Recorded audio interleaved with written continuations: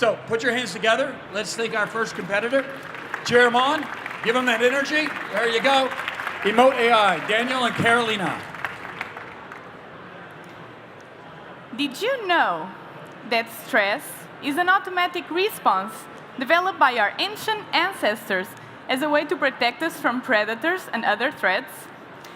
Well, these days, you're not likely to face the threat of becoming a meal, but you do face many challenges all the time, like managing deadlines or closing deals.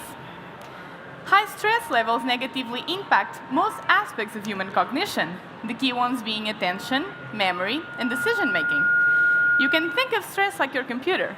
When it's running a lot of software programs all at once, it slows down. This means there are situations where you have to perform. This slowdown can be extremely damaging. Human performance and cognition are some of the most sought-after problems in the world. But no one has figured out the right conditions to truly study this problem. We may finally have the answer. Esports. Probably not what you were thinking. But esports provide us the perfect conditions for us to study, analyze, and train athletes in order for them to manage their stress and use it for their advantage. As you can see, Danielle is quite stressed right now playing. For those of you that don't know much about esports, can you guess how much players have to lose? Annually, the global prize pool is $96 million. And for the League of Legends World Series, if a team reaches the playoffs, they receive $112,000. However, if they win, they receive $1.9 million. This is more than $1.7 million in difference. Now imagine there was a way to increase focus, make less misplays, and create a mindset to win. Or on the coach case, have a better overview of the entire team, help optimize management, recruitment, and training. The first one can be done with biofeedback, while the second with game analytics. How? We've developed a headband. This is our prototype that has 4 electrodes that records the electrical activity of the frontal cortex of a gamer. We also have a heart rate sensor that we place in the earlobe. All of these signals are being transferred from the headband by Bluetooth to the computer while Danielle over here is playing. He's wearing the headband that is recording 5 brainwaves that are responsible for measuring engagement, attention, and focus. And for heart rate, what we take for it the most are patterns that identify stress. So, Danielle, everyone is now watching you play. Show your skills. Come on, do we headshot or kill a chicken? No one nearby? Go, go, go, go. No. Oh, well. Danielle has been playing for the last couple of minutes. Let's see how he was performing. When you click on report, you get results on your cognitive activity, emotional activity, and heart rate. Let's see his cognitive activity first. Cognition mostly controls your thoughts and behaviors. In the gamer's case, a higher score of engagement typically translates into higher chances of winning and making less misplays. Can you put the line? So a line normally, the baseline indicates the normal state. Above it means there is very engaged, below it is least engaged. So in this moment, you were high engaged and you killed someone? Oh, you died. Oh, well. Now let's check the emotional activity. Emotional activity normally translates if a gamer is having a positive or a negative mindset.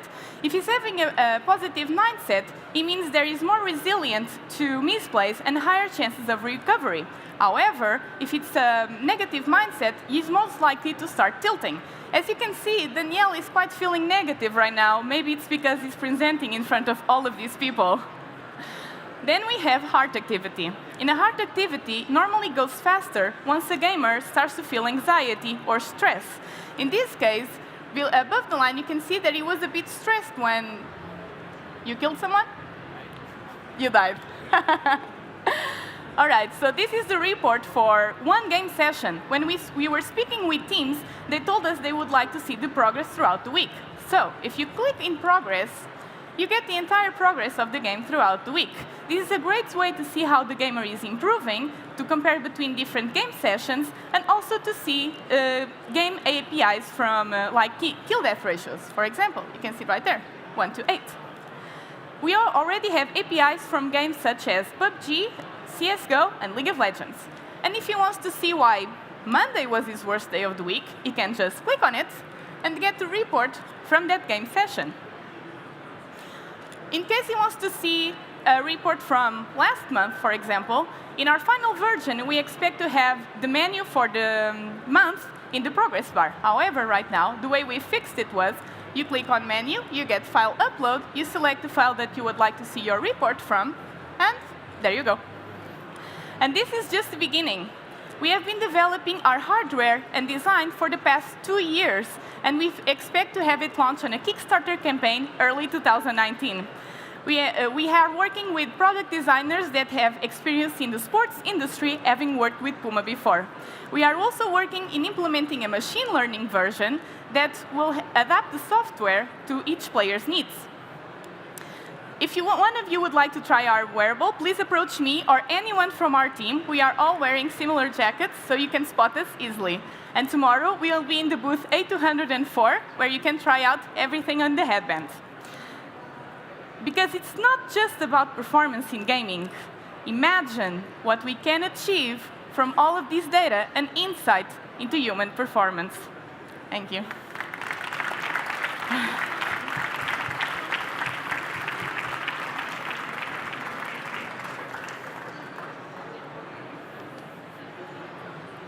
All right, judges, you've seen the demonstration. You guys can ask the questions. Could you talk a little bit more about the other side of the technology and how it improves your state of well-being? Right, there's a lot of detection on you're more anxious or higher tension, but how do you actually improve that on the other end? Thank you for your question.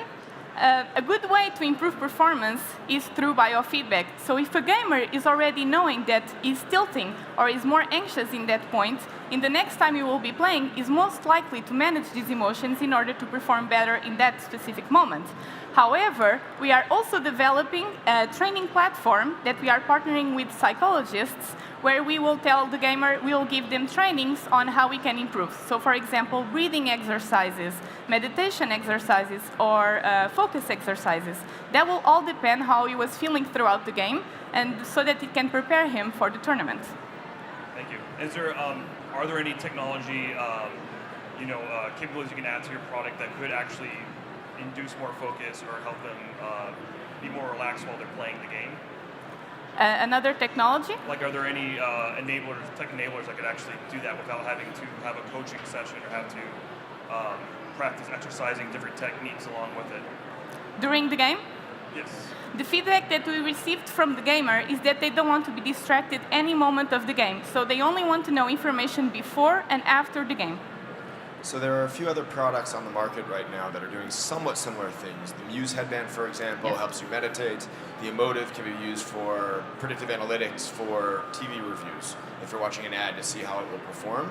Do you think that your technology is more advanced and shows more promise on the software side, or is the hardware what you guys are making? First, we started to develop our own hardware because there were no options in the market where you could record the brainwaves and also the heart rate. But currently, what we think is more advanced in our product is the software. So all of the algorithms that are running behind the software, detecting all of the emotions, and all of the machine learning algorithms that we are implementing are the ones that really are able to identify the emotional state of a gamer.